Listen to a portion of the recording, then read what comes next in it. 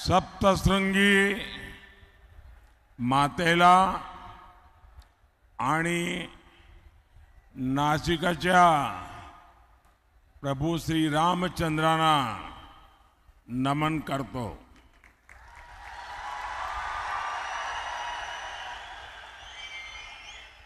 कल काशी में मैंने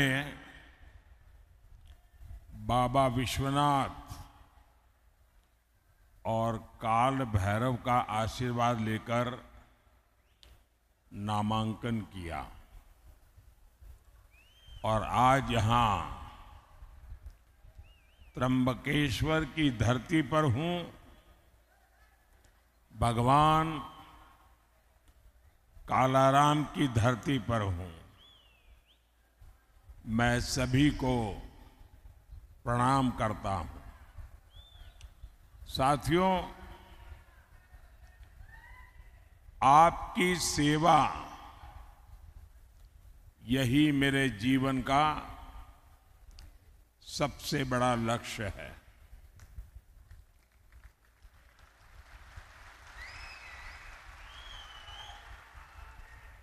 आपने पिछले 10 साल में मेरा काम देखा है और अब मैं आपके पास आज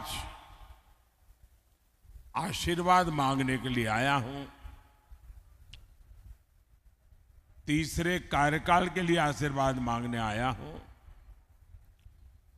विकसित भारत बनाने के लिए आशीर्वाद मांगने के लिए आया हूं। साथियों, एनडीए गठबंधन को कितनी बड़ी जीत मिलने जा रही है, इसका पता यहां इंडी गठबंधन के एक बड़े नेता की बातों से भी पता चलता है। वो जानते हैं कि इंडी गठबंधन का जो मुख्य दल है कांग्रेस, वो कांग्रेस इतनी बुरी तरह हार रही है, इतनी बुरी तरह हार रही है कि उनके लिए मान्य विपक्ष बनना भी मुश्किल है।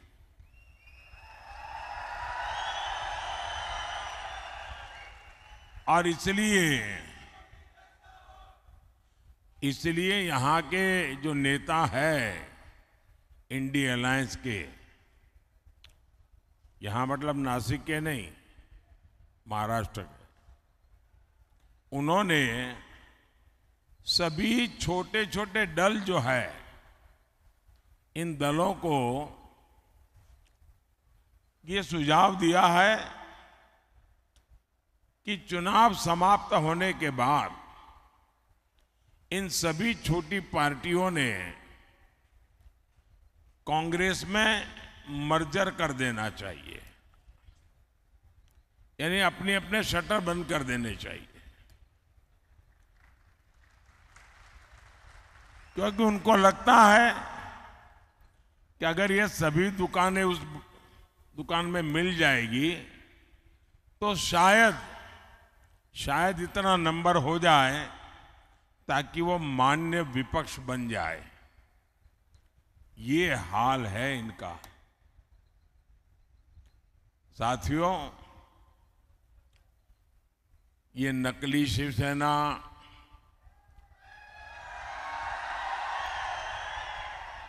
नकली राष्ट्रवादी पार्टी, इसका कांग्रेस में विलय होना पक्का है।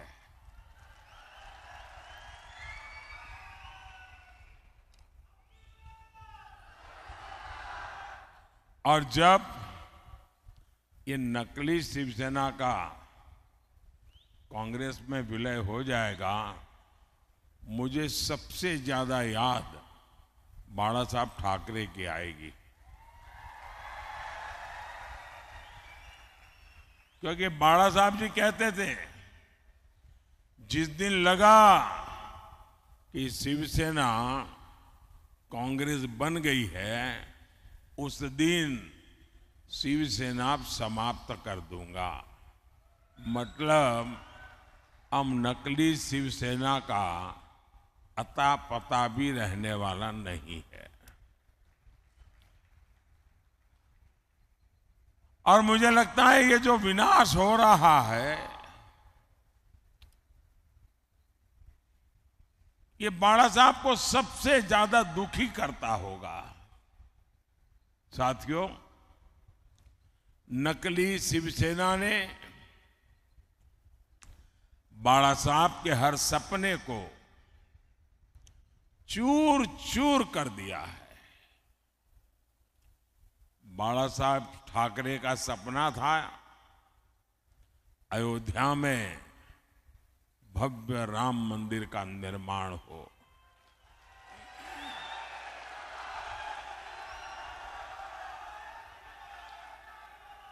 बाला साहब का सपना था जम्मू कश्मीर से आर्टिकल 370 खत्म हो। ये सपना पूरा हुआ, लेकिन इससे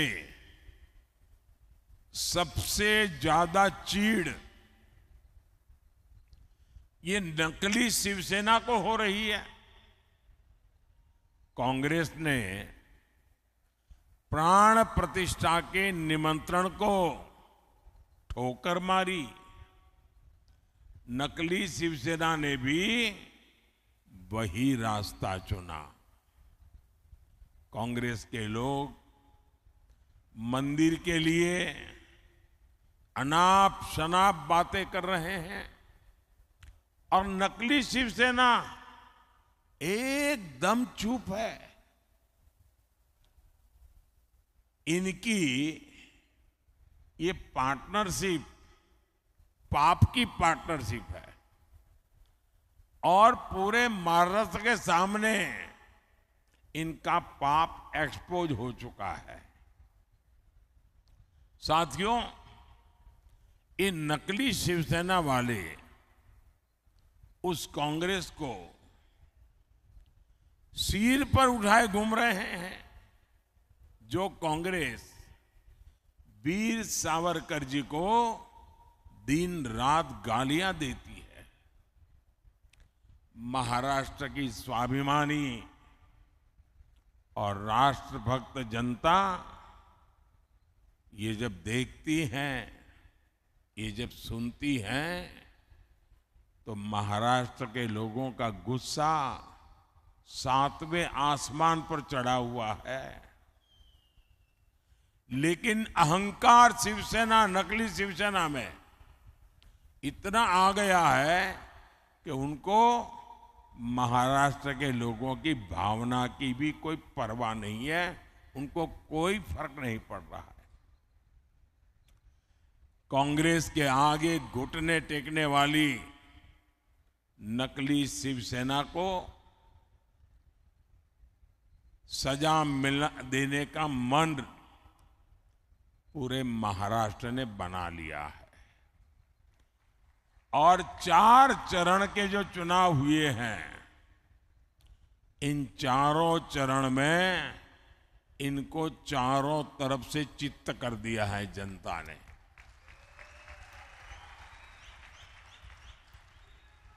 साथियों,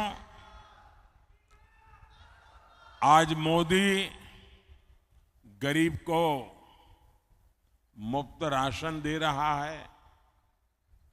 आज मोदी गरीब को पक्के घर दे रहा है, बिजली कनेक्शन, हर घर जल, उज्ज्वला का गैस कनेक्शन दे रहा है। हमने कभी भी न किसी का धर्म देखा है, न किसी का धर्म पूछा है। योजना सबके लिए बनाई जाती है, सबको योजनाओं का लाभ दिया जाता है, लेकिन कांग्रेस की नीयत रही है इसका बहुत बड़ा खुलासा आज मैं 140 करोड़ देशवासियों के सामने करना चाहता हूं। और भगवान राम की ये धरती है एक प्रकार से, तो मुझे लगता है कि ये गंभीर विषय यहां पर उठाना ज्यादा अच्छा होगा। साथियों, कांग्रेस की सोच है कि देश की सरकारें जितना बजट बनाती है उसका 15% सिर्फ और सिर्फ माइनॉरिटी पर खर्च हो, यानी धर्म के आधार पर बजट का भी बंटवारा, धर्म के आधार पर इन्होंने देश को बांटा। और आज भी वो धर्म के आधार पर भांति भांति के बंटवारे करने में लगे हुए हैं। कई साल पहले कांग्रेस ने धर्म के आधार पर बजट के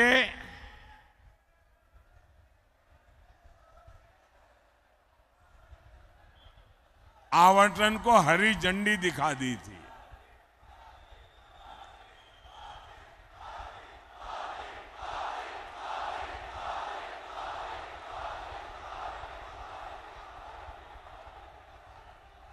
जय श्री राम, जय श्री राम। भारत माता की, भारत माता की। आप कल्पना कर सकते हैं कि बजट का इस प्रकार से टुकड़े करना ये कितना खतरनाक विचार है।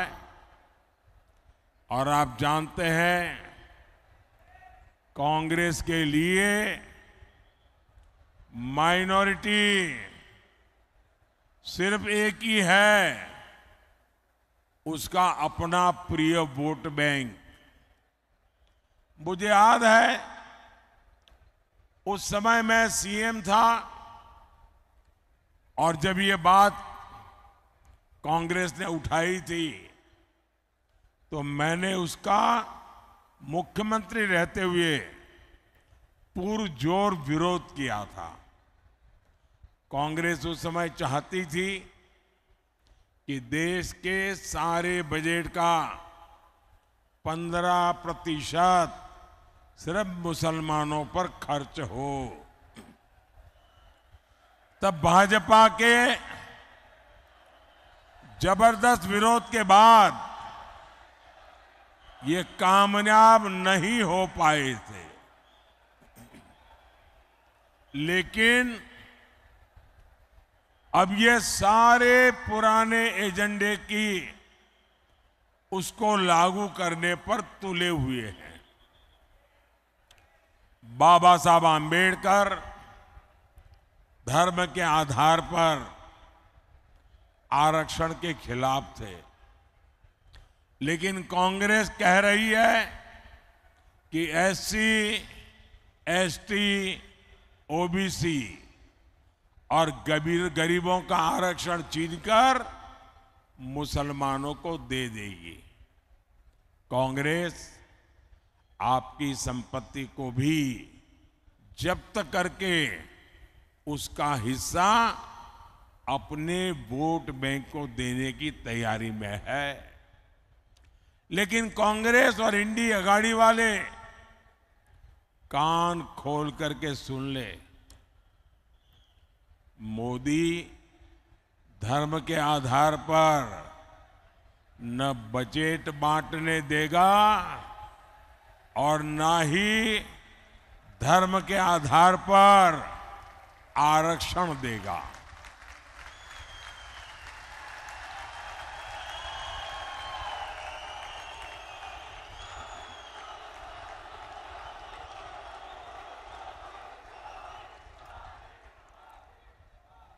वंचितों का जो अधिकार है, वंचितों का जो अधिकार है, मोदी उसका चौकीदार है।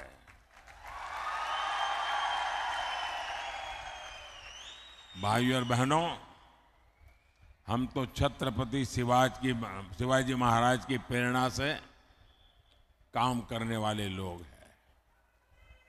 ये चुनाव सिर्फ एमपी चुनने का नहीं है, बल्कि पीएम चुनने का है। ऐसा पीएम जो ताकतवर भारत बनाने के लिए कड़े और बड़े फैसले ले सके।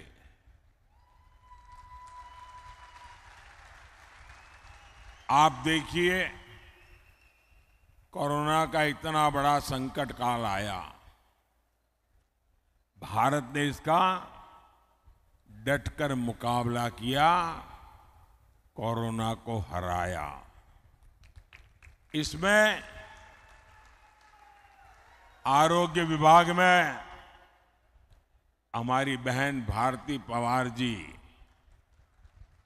जो इस विभाग को देखती थी, उनका शांत और सेवा भाव बहुत काम आया। आज कोरोना के विरुद्ध भारत की लड़ाई की प्रशंसा पूरी दुनिया कर रही है। भारती जी के प्रयासों से यहां नासिक जिले के गांवों में करीब 600 आयुष्मान आरोग्य मंदिर बने हैं। यहां दर्जनों जन औषधि केंद्र खुले हैं। इन केंद्रों पर 80% डिस्काउंट पर दवाएं दी जा रही है। इतना ही नहीं, नासिक की 2 लाख से अधिक गर्भवती महिलाओं के खाते में 6-6 हजार रुपया भेजा गया है।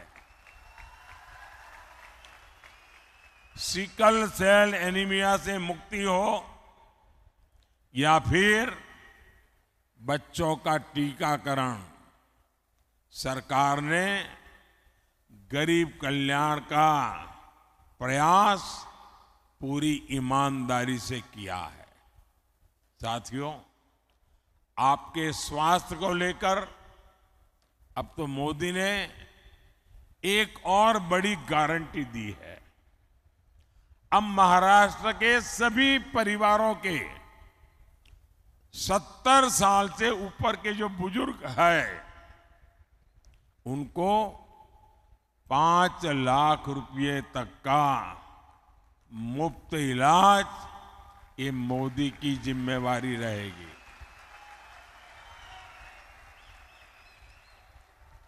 और इससे जो कमाने वाले बेटे बेटी हैं, उन पर से बुजुर्गों की चिंता कम होगी और बच्चों के लिए कुछ ज्यादा खर्च कर पाएंगे। भाइयों और बहनों, मोदी का पूरा फोकस किसान, नौजवान, नारी शक्ति और गरीब के सशक्तिकरण पर है। शेतकारी समाज ने मोदी के 10 साल भी देखे हैं। इससे पहले कांग्रेस, राष्ट्रवादी के भी दशकों का राज देखा है। और तब कृषि मंत्री तो यही महाराष्ट्र के ही थे। लेकिन तब कांग्रेस और इंडी अघाड़ी ने आपकी कोई चिंता नहीं की। आज पीएम किसान सम्मान निधि के 12,000 रुपये हर साल यहां हर किसान परिवार को मिलते हैं। यानी आने वाले 5 साल में कम से कम 60,000 रुपये हर किसान को मिलना तय है। पहले एक पैसा भी मिलता था क्या? मैं मानता हूं मेरे किसान भाई बहन मोदी को कभी भी भूलेंगे नहीं। कांग्रेस के राज में किसानों के लिए झूठे पैकेज घोषित होते थे। कोई किसान बता दे, क्या आपको इन पैकेज में से 1 रुपया भी मिलता था? साथियों, मोदी किसान हित को हमेशा सर्वोपरि रखता है। नासिक और ये क्षेत्र तो प्याज और अंगूर की खेती के लिए प्रसिद्ध है।